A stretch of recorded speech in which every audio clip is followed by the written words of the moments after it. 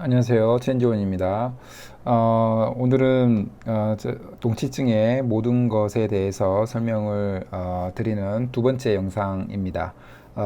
지난 영상에서는 이 농치증이 무엇이고 농치증 발급을 하는 데 있어서 가장 헷갈려하는 부분에 대해서 설명을 드렸고요.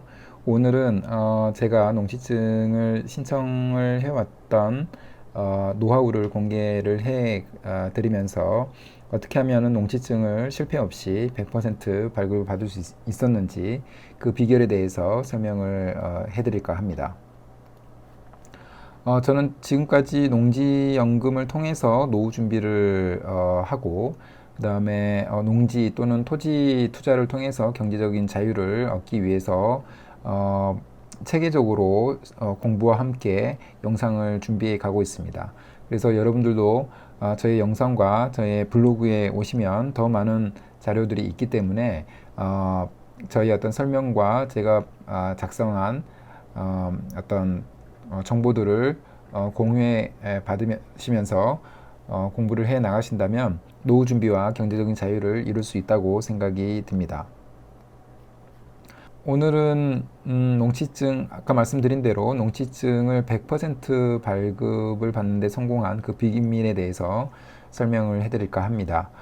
저는 뭐 올해도 그렇고 작년에도 농치증 발급은 계속해서 제가 주목하고 있는, 관심 있게 보고 있는 농지에 대해서는 우선 농치증을 발급을 받아왔습니다.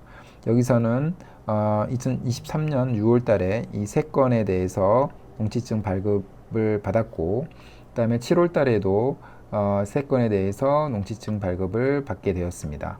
뭐 작년부터 해서 그리고 지금까지도 제가 관심 있는 농지 또는 경매에 참여하고자 하는 농지에 대해서는 미리미리 적어도 한 달 전까지는 경매를 시작하기 한 달 전까지는 농지증을 발급받고 있습니다. 지역도 보시면 아시겠습니다만은 충청북도 청주시, 그 다음에 경기도 파주시, 경기도 평택시 청부급, 충청북도 증평군, 충청남도 당진시, 충청남도 아산시 등 제가 소재하는 지역 이외의 관외 지역인데 관외 지역에서도 100% 농지증을 발급받을 수 있었습니다.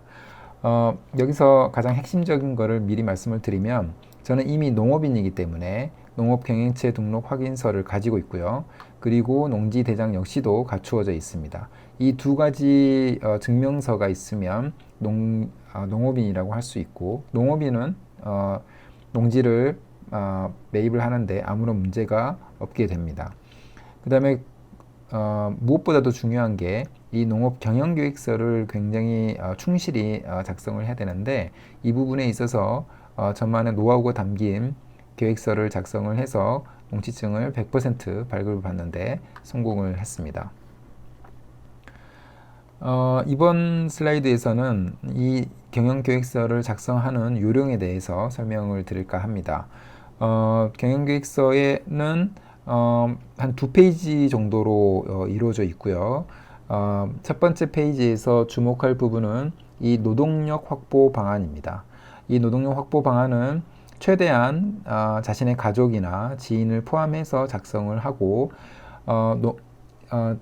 가족 중에 또는 지인 중에 농업인인 사람이 있다면 많은 도움이 될 것 같습니다.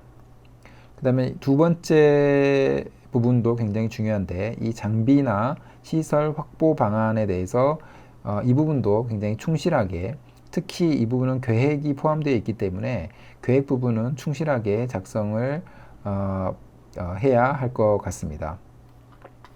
그 다음에 두 번째 페이지에서 가장 먼저 나오는 게 이 용고자 부분인데, 용고자 부분은 아시는 분이 계신다면 굉장히 도움이 될 것 같고 최대한 작성을 해 보기를 제안을 드립니다.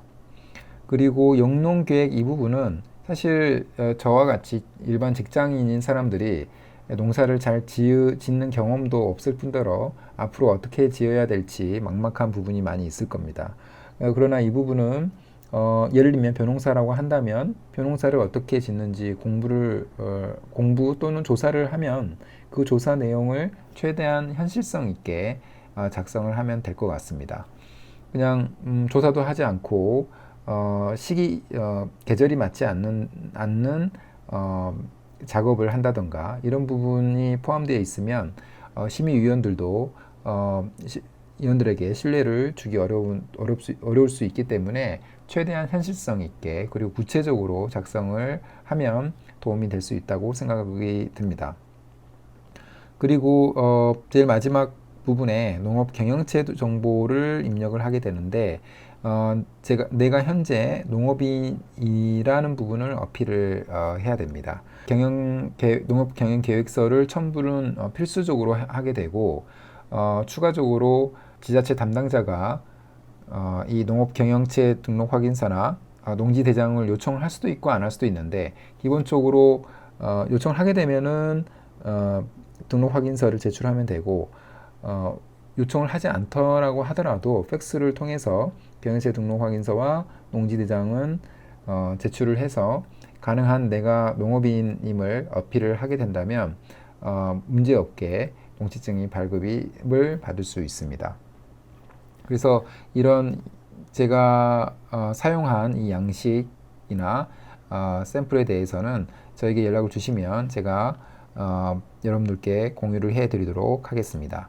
그래서 저는 이와 같이 우선 농업인 자격을 갖추고 농업경영체 등록 확인서와 농지대장을 확보해 두고 있고 그리고 이 농업경영계획서를 충실하게 작성을 함으로써 관내 지역뿐만이 아니라 관외 지역의 여러 지역의 농지의 농지증을 발급받을 수 있었기 때문에 여러분들도 저와 같이 따라 한다면 굉장히 좋은 농지를 매입을 하는데 큰 도움이 될 거라고 생각이 듭니다. 그럼 오늘은 이것으로 영상을 마무리하겠습니다. 감사합니다.